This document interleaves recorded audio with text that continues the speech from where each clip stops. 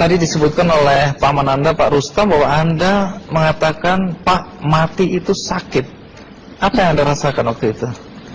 Rasa dada sesak, terus sakitnya tuh seperti ditusuk pedang, terus seperti kulit binatang Dikuliti hidup-hidup.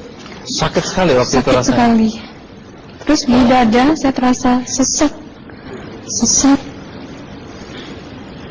Setelah itu paman saya mengajar saya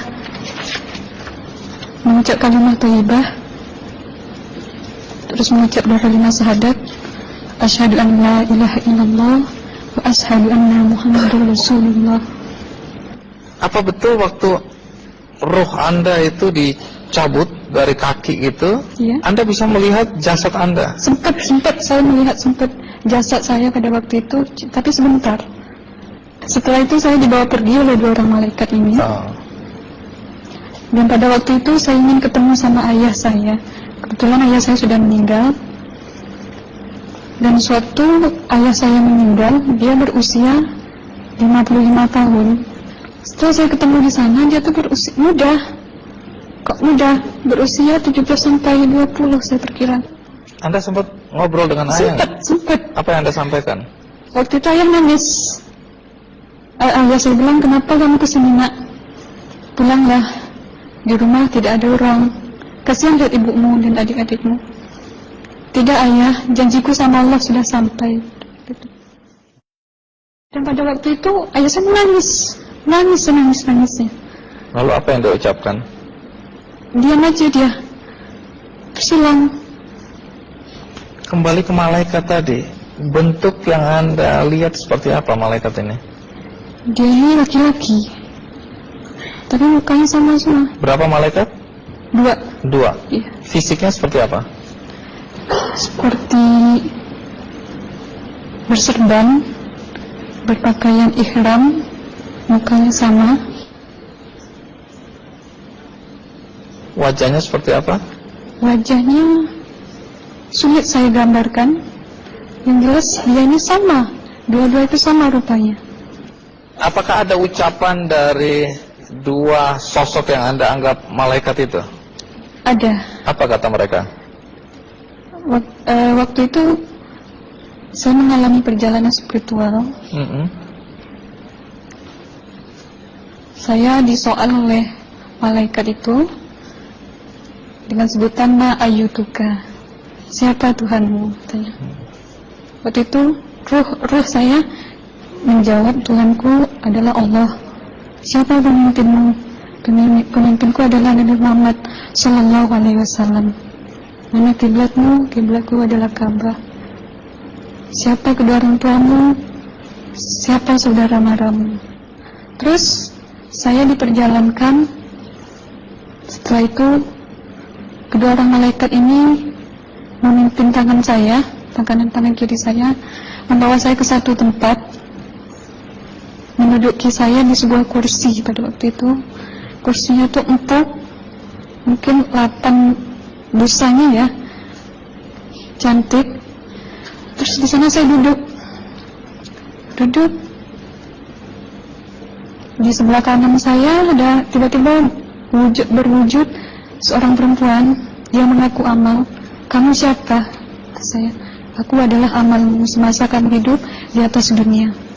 Dan selama kamu di sini, saya akan menemanimu sampai yaumul akhir, itu katanya. Dan pada waktu itu saya melihat perempuan-perempuan solehah berpakaian muslimah, berkerudung, mencium pipi kanan, pipi kiri. Mungkin salam perkenalan pertama waktu menduduki di situ. Setelah itu saya dihijrahkan lagi, dibawa oleh 2 orang malaikat ini lagi, melihat dosa-dosa besar ya. Di sana saya diperlihatkan ada seorang laki-laki memikul besi di bahunya. Saya perkirakan besi itu mungkin beratnya tuh berton kali ya. Berat sekali ya. Berat sekali. Terus dia berjalan nggak sampai-sampai ke tujuannya. Berlumuran darah nanah, baunya na'udzubillah min dzalik. bajunya tuh sobek-sobek. Waktu itu roh saya disaksikan oleh Amal. Saya tanya kepada Amal, roh tanya sama Amal, wahai Amalku, dosa apakah yang manusia ini lakukan sewaktu ia hidup di atas dunia? Amal menjawab pada waktu itu, sewaktu manusia ini di atas dunia, dia ini adalah menyantet orang, menemuh orang, sehingga dia berjalan nggak sampai yaumul akhir katanya. Yang kedua, saya melihat ada seorang laki-laki saling bunuh-membunuh. Sebentar kayak gitu lagi. Waktu itu, sewaktu manusia ini hidup di atas dunia, dia adalah seorang pembunuh, hingga dia tidak mau bertanggung jawab terhadap orang yang dibunuhnya.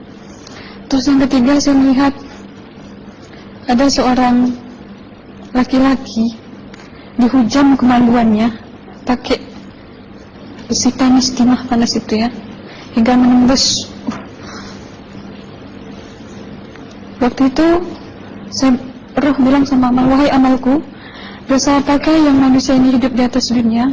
Amal waktu itu menjawab, sewaktu manusia ini hidup di atas dunia, manusia ini adalah seorang perzina. Setelah itu saya melihat ada seorang laki-laki disebati oleh rotan. Rotannya tuh menyebati kulitnya tuh hingga lepas daging sama kulitnya. Itu Amal menjawab, sewaktu manusia ini hidup di atas dunia, dia ini tidak pernah sholat Islam. Hingga waktu matinya pun dia tidak mengucap 2 kalimat syahadat. Dan pada waktu itu roh sama Amal sempat menghafiz Quran pada waktu itu dengan harapan supaya manusia yang Allah siksakan ini bisa terampuni dosanya. Jadi masih sempat waktu itu ya? Iya, roh sama Amal yang menghafiz Quran, bertahzim, bersalawat, baca ayat 1000 dinar, membaca Yasin. Tapi sayang, bahkan tambah banyak Allah tidak mengampuni dosa-dosa mereka, sayangnya. Setelah itu, akhirnya yang terakhir kali berzikir. Zikir saya pada waktu itu, subhanallah, walhamdulillah, wala ilaha illallah, wallahu akbar, la hawla wala quwwata illa billahil aliyyil azim. Sekuat-kuatnya nada saya berteriak. Tiba-tiba saya merasakan detik jantung ya. Waktu itu mungkin paman saya yang menyaksikan. Itu saya koma. Disitulah sebenarnya Anda kembali ke jasad ya? Iya. Jadi banyak sekali Anda menyaksikan kejadian-kejadian di alam sana ya. Nah, menarik karena waktu kami menghubungin Mbak Aslina, pada dasarnya Mbak Aslina keberatan menceritakan kembali kisahnya. Tapi kalau toh akhirnya Anda mau sampai di sini dan Anda sudah bercerita, apa harapan Anda pada orang-orang yang mendengarkan kisah ini?